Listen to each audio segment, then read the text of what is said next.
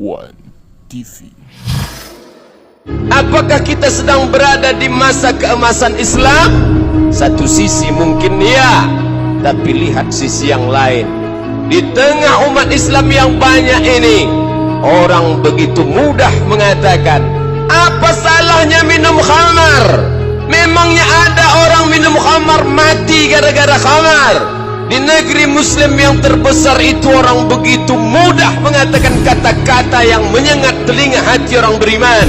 Di mana kekuatan umat Islam? Mengapa orang berani melecehkan Islam? Karena kita tidak punya kekuatan. Kita memang banyak. Ini yang diprediksikan Nabi SAW. Sampai masanya nanti kalian akan diperebutkan seperti makanan di atas meja makan. Satu akan menarik kakinya, satu akan mencabut kepalanya, satu akan merobek-robek dagingnya. Lalu sahabat bertanya, aqillatun nahnu yawma idzin ya Rasulullah? Apakah jumlah kami sedikit waktu itu wahai Rasulullah? Rasul menjawab, bal antum katsirun, jumlah kamu banyak. Lalu kenapa? Apa yang menyebabkan kami disepelekan orang, sehingga kami dianggap hina, sehingga agama kami diinjak-injak orang? Mengapa mereka tidak hormat kepada kami wahai Rasulullah? Asabakumul wahnu, kamu terkena penyakit wahan.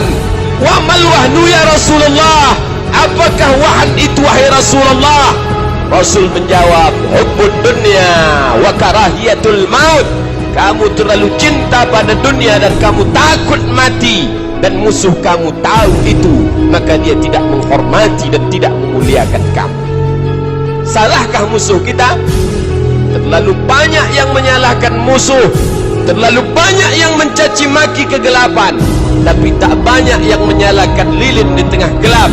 Salahkah musuh? Ya, tapi diri kita juga salah. Mengapa lemah? Mengapa bodoh? Mengapa jahil? Mengapa terpecah belah? Maka satu-satunya jalan tak lain tak bukan adalah wa'tasimu bihablillah, berpegang teguhlah tali Allah, wala tafarraqu, jangan berpecah belah. Pada masalah-masalah khilafiyah, masalah-masalah perbedaan mazhab, na'mal fima ittafaqna wa na'tazir fima ikhtalafna. Mari kita berlapang dada menerima perbedaan, dan mari kita beramal pada perkara-perkara yang kita sepakati.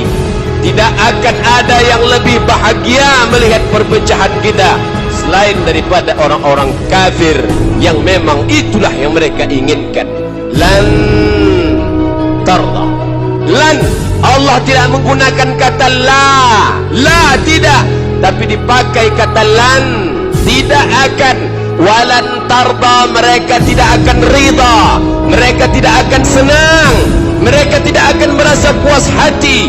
Angkal yahudu walan nasara, Yahudi dan Nasrani. Sampai kapan?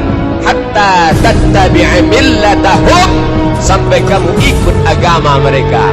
Ikut agama bukan berarti kita berubah menjadi Kristen, menjadi Nasrani, menjadi Yahudi. Kita tetap Muslim, tapi kita tidak lagi memiliki izzah, kekuatan, harga diri sebagai seorang Muslim. Hanya sebagai Muslim ritual, hanya sebagai Muslim biologis. Bapak saya Muslim, ibu saya Muslimah, dinikahkan dengan cara Muslim, dikuburkan di pemakaman kaum Muslim. Masalah ada komitmen dengan ajaran Islam, itu tidak penting. Karena penyakit itulah, maka musuh-musuh Allah tidak ada rasa gentar sedikit pun. Padahal negeri ini dulu diperjuangkan dengan nama Allah. Bung Tomo di Surabaya meneriakkan kalimat Allahu Akbar. Tengku Umar di ujung Sumatera meneriakkan Allahu Akbar. Sultan-sultan Melayu di negeri Riau semuanya meneriakkan Allahu Akbar. Sampai ke Sultan Ternate semuanya meneriakkan Allahu Akbar. Tapi apa yang terjadi hari ini? Justru kata-kata Allahu Akbar itu tak lagi bermakna.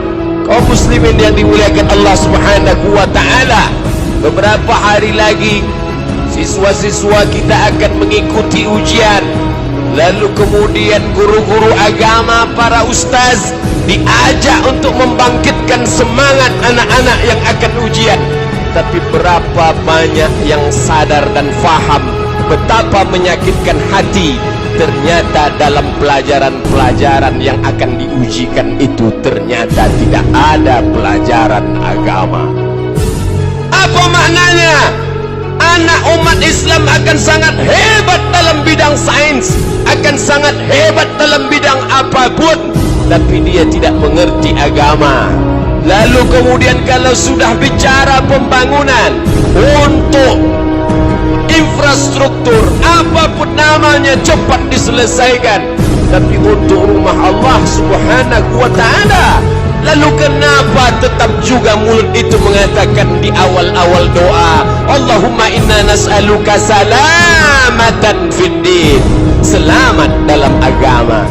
Bukankah ini orang-orang yang memiliki zul wajhain, memiliki dua wajah, satu wajah untuk Allah, satu wajah untuk manusia? Bukankah ini orang-orang yang memiliki dua sikap yang disebut dengan nifaq? Nifaq diambil dari kata nafaq, terowongan. Terowongan memiliki dua sisi, ada lubang masuk dan ada lubang keluar. Mulutnya memiliki dua lubang, tidak dapat dipegang cakapnya. Oleh sebab itu Allah Ta'ala memberikan ancaman bagi orang-orang yang memiliki dua sikap dan dua kata. Innal munafiqin, orang-orang yang munafik, fid darkil asfali minan nar, tempatnya adalah di dalam keraknya api neraka. Paling tidak sampai saat ini khutbah Jumat belum lagi dilarang. Paling tidak sampai hari ini suara azan masih berkumandang. Tapi jangan lupa, kita pernah membaca sejarah bagaimana Mustafa Kemal Atatürk melarang mikrofon mengumandangkan suara azan di masjid-masjid Turki. Padahal 500 tahun, 5 abad lamanya umat Islam sempat berkuasa. Banggakah kita dengan masjid yang besar, megah, mewah ini? Hari ini kita dapat salat Jumat di masjid tertua. Hebat. Peninggalan nenek moyang orang Melayu, bangsa yang dihormati karena suku dan agamanya. Tapi pernahkah kita baca sejarah bahwa Masjid Al-Hamra, Hamra diambil dari kata ahmar, merah, karena dia terbuat dari batu granit yang merah, megah. Tapi di tempat mihrab imamnya itu sekarang terpajang palang salib yang paling besar di negeri Spanyol. Pernahkah itu terlintas di pikiran kita? Kita selalu mengatakan al-Islamu ya'lu wa la yu'la alaih. Islam maha tinggi, tidak ada yang akan lebih tinggi dari Islam. Benar. Tapi peristiwa-peristiwa menyakitkan itu pernah terjadi di negeri-negeri yang pernah mencapai masa keemasan Islam. Islam tidak akan pernah jatuh. Tapi adakah jaminan bahwa keluarga kita akan terus Islam? Adakah jaminan bahwa kota kita akan terus diisi kaum muslimin? Adakah jaminan masjid yang megah ini akan tetap tegak berdiri sebagai masjid? Na'udzubillah. Khutbah ini kembali mengingatkan kita, marilah kita wariskan Islam kepada diri, kepada keluarga, kepada anak cucu cicit menantu. Kita masih beruntung sampai saat ini, tapi tidak cukup berpuas sampai pada titik itu. Karena jika tidak kita bangkit, bukan berarti makna bangkit menjadi umat yang radikal, menjadi umat yang keras. Kita akan dihormati kalau kita punya kekuatan, kekuatan ilmu, kekuatan iman, kekuatan harta, kekuatan ilmu pengetahuan. Umat lain akan meremehkan kita karena kita lemah, lemah iman, lemah ilmu, lemah ekonomi. Maka bagi yang kaya, teruslah berusaha.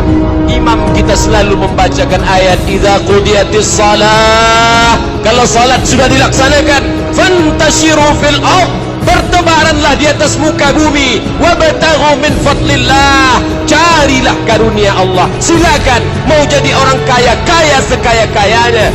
Karena dengan kekayaan itu orang akan gentar melihat kita, dengan kemiskinan kita orang akan meremehkan kita. Tapi kalau sudah kaya, jangan lupa bantu masjid, bantu fakir, bantu miskin, keluarkan zakat.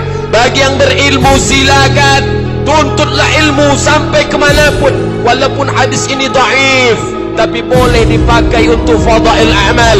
Utlubil ilma walau bisin, tuntutlah ilmu walau ke negeri Cina. Salahkah itu? Tidak. Ke negeri kafir. Al-haqqu dhallatul mu'min, kebenaran itu adalah milik orang beriman, tapi dia hilang. Aina wajadaha fa huwa ahaqqu biha, di mana dia dapatkan maka dia yang berhak untuk mengambilnya. Jika rantai cincin gelang kita hilang lalu dia berada di tangan orang kafir, apakah kita akan mengatakan itu bukan punya kita? Itu milik kita, itu milik kita yang hilang di tangan orang lain, dan kita harus ambil, rebut kembali.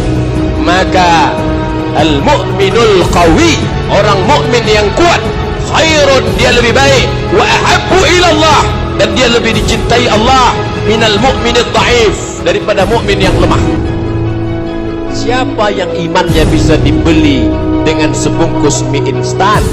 Siapa yang suaranya bisa dibeli dengan saweran 50.000? Siapa yang imannya bisa dibeli dengan baju bekas? Orang-orang yang lemah ekonomi, lemah iman, lemah ilmu. Oleh sebab itu dalam Islam kita menjadi kuat, kebanggaan, menjadi hebat, kemuliaan. Nabi Muhammad sallallahu alaihi wasallam masuk ke kota Makkah Al-Mukarramah dengan membawa 10.000 pasukan. Tidak ada satu kepala pun yang putus, tidak ada satu tombak pun yang melayang, tidak ada satu anak panah pun yang mencabik-cabik melukai siapapun. Nabi datang dengan damai. Lalu untuk apa dia bawa 10.000 pasukan? Show force, menunjukkan kekuatan. Inilah umat Islam yang kuat. Ketika sampai di Makkah, lalu dia bersihkan semua kemusyrikan, dan pada saat itu dia tidak datang dengan kekerasan, tapi dia datang dengan maaf. Pada saat itulah turun ayat Iza ja'a nasrullahi wal fath, ketika datang pertolongan Allah dan kemenangan. Wa ra'aitan nas, kau lihat manusia yadkhuluna fi dinillah, mereka masuk ke dalam agama Allah, bukan satu, bukan dua, bukan 5, bukan 10, afwaja, berbondong-bondong. Mereka masuk Islam karena kekuatan dan kemaafan. Maaf dan kuat itulah yang tidak ada lagi pada diri